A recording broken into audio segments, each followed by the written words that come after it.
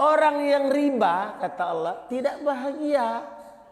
Kalau ada orang yang riba kemudian bahagia, itu ayatnya ini salah. Dan itu tidak mungkin. Ada orang yang pernah bilang sama saya, Ustadz, katanya itu Pak Anu itu, dia sebutlah namanya. Sudah bahagia dia sekarang, Ustadz. Dulu kan sama-sama miskin seperti Ustadz, katanya. Ya. Tapi dia sekarang sudah bahagia. Saya bilang, kenapa kok kamu bilang dia bahagia? Ya, rumahnya sudah rumah tingkat. Di sana sini ada rumahnya. Banyak. Ada mobilnya, ada perusahaannya. Sudah senang sudah hidupnya, Ustadz, bahagia dia. Saya bilang, enggak, dia makan riba. Jadi dia pasti tidak bahagia. Pasti. Pastinya itu saya bilang seperti 2 tambah 2 4, 2 kali 2 4. Itu pasti. Bagaimana Ustadz bisa memastikan orang? Saya bilang saya pastikan orang itu tidak mungkin bahagia. Sebab apa? Allah bilang dia meriba. Terus atau dia bilang dia bahagia, mustahil. Allah bilang, wa man a'rada an dzikri fa innalahu ma'isyatan dhanka. Siapa yang berpaling dari peringatanku, aku akan hidupkan dia dengan kehidupan yang sengsara. Itu kata Allah. Terus tahu-tahu dia berpaling dari peringatan Allah tentang riba, kemudian tahu-tahu Anda bilang dia bahagia. Tidak mungkin. Apa ayat ini salah? Tidak mungkin salah. Waduh, Ustadz ini kok yakin betul? Ya, saya bilang saya yakin 100%. Ya, seperti pastinya itu seperti 2 tambah 2 4, 2 kali 2 4. Pasti dia tidak bahagia, dia sengsara. Karena dia meriba. Dia berpaling dari peringatan Allah. Belum lagi hari kiamat dia dibangkitkan Allah dalam keadaan buta. Karena matanya di dunia itu buta, Allah bangkitkan dia buta di akhirat.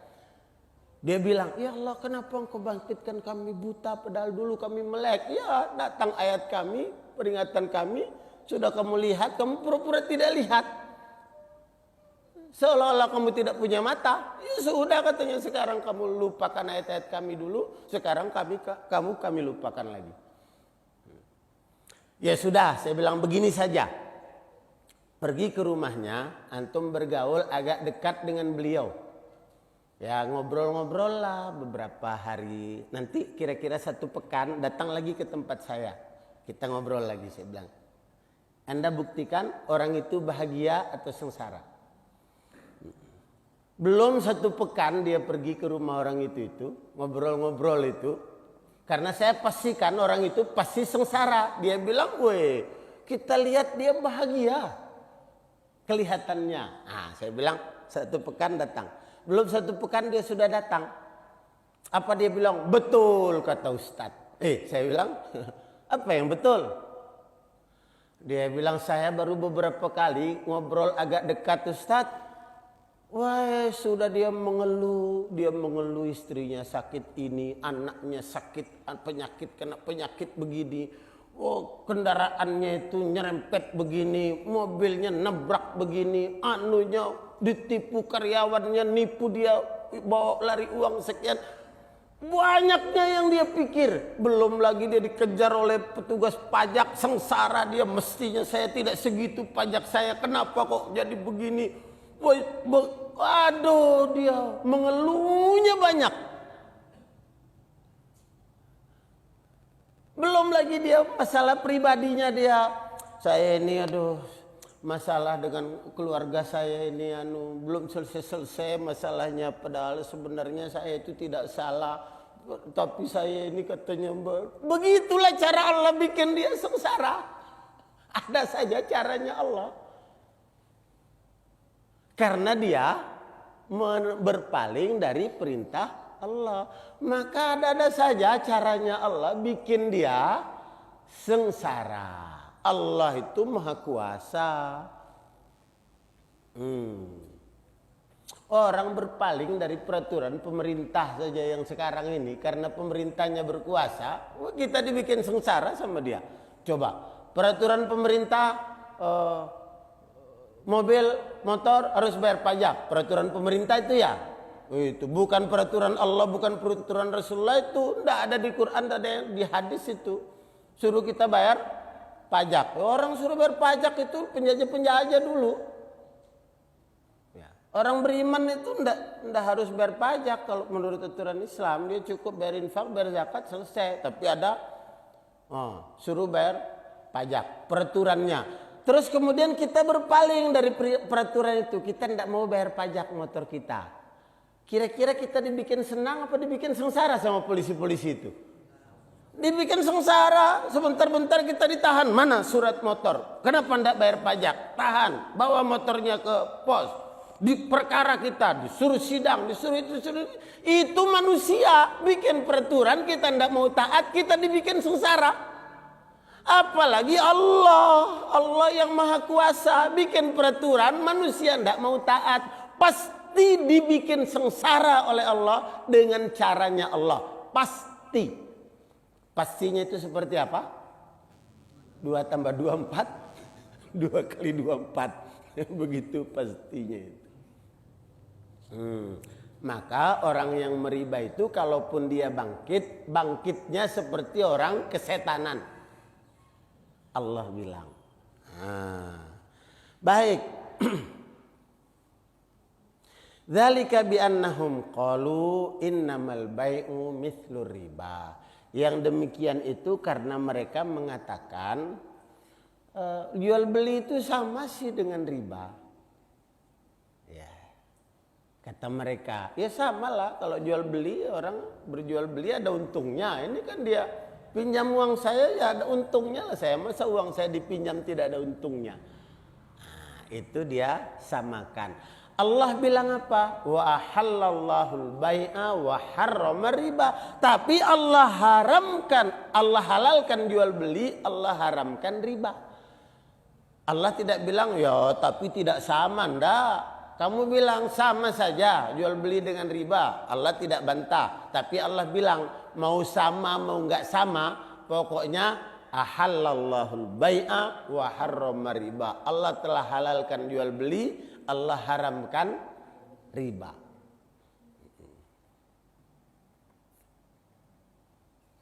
Itu ketetapan Allah. Mau berpaling dari ketetapan Allah, pasti akan disengsarakan Allah. Kecuali kalau Allah tidak kuasa, tidak ada kekuasaannya Allah.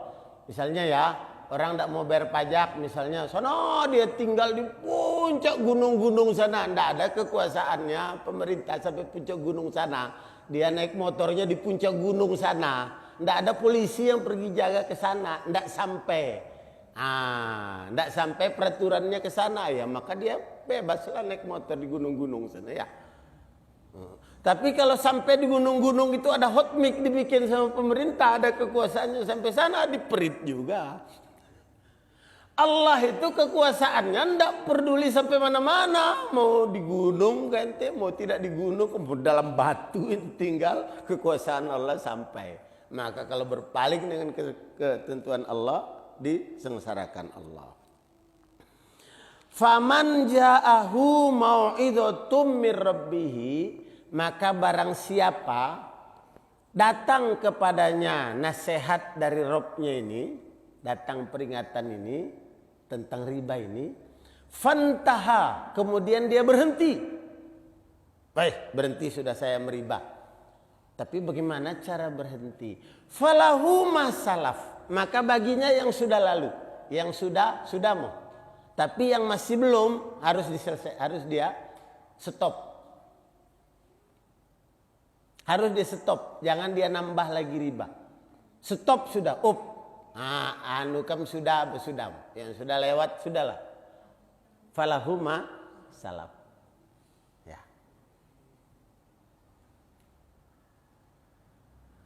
Wa amruhu ilallah, dan urusannya dikembalikan kepada Allah.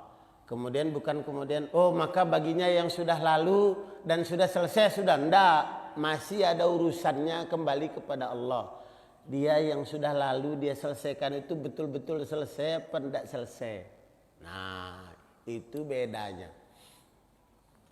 Ada orang yang di Sumatera sana, ya, daerah Sumatera, dia datang ke kantor pusat Khilafatul Muslimin.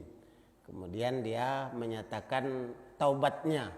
Dia mau bertobat, dia berbaiat, kemudian bergabung dengan jamaah Khilafatul Muslimin. Kemudian dia bilang, Ustadz, saya ini katanya hidup saya ini dari riba. Saya bungakan uang, Ustadz. Ya, sudah bertahun-tahun dari mulai masa muda saya. Katanya. Ya, ini rumah saya ini semuanya cuma pekarangannya saja, tanahnya saja bukan hasil riba. Rumahnya ini saya bangun dari hasil riba, isi perabotnya, apanya semuanya dari hasil riba semua. Hukum taubat yang sudah lalu sudahlah. Oh begitukah? Iya. Aduh tapi saya tidak tenang. Bagaimana katanya? Ya memang mestinya sudah selesai lah, tapi dia tidak mau, tidak merasa cukup.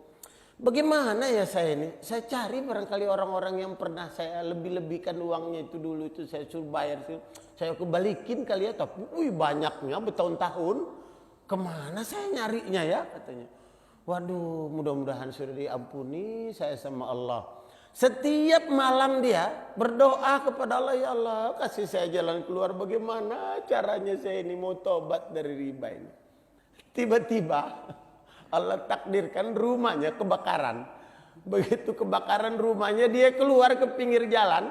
Jadi dia tonton rumahnya itu. Alhamdulillah, Alhamdulillah, Alhamdulillah. Dia nyebrang ke seberang jalan. Dia lihat rumahnya kebakaran itu.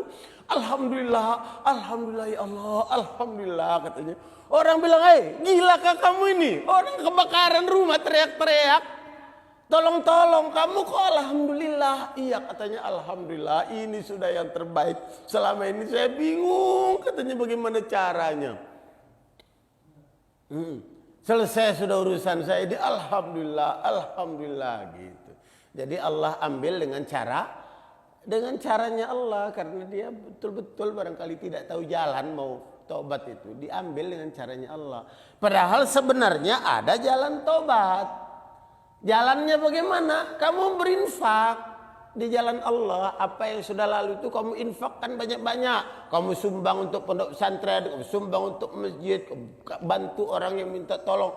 Kamu bantu orang yang kesusahan seperti mana kamu dulu pernah nyusahin orang. Sekarang kamu bantu orang yang susah supaya dia tidak susah. Kamu tolong orang yang terbelit-belit hutang, kamu tolong. Jadi tidak mesti diambil oleh Allah dengan cara kebakaran. Iya, tapi karena dia bingung, tidak tahu jalan, ya sudah diambil dengan Allah dengan cara begitu. Tapi memang karena dia ikhlas barangkali ya, jadi sudahlah, alhamdulillah katanya sudahlah. Akhirnya dia mulai dari nol. Tapi memang dasar rezekinya, walaupun dia mulai dari nol, tidak lama-lama perusahaannya tuh, ya karena punya relasi sudah kiri kanan ya dapat bantuan. Berusaha bangun lagi rumahnya, lebih besar dari yang semula rumah dia bangun. Tidak lama-lama, memang dasar Allah mau kasih rezeki itu. Dan Allah mau kasih bahagia karena taubatnya dia. Memang Allah itu ada saja caranya.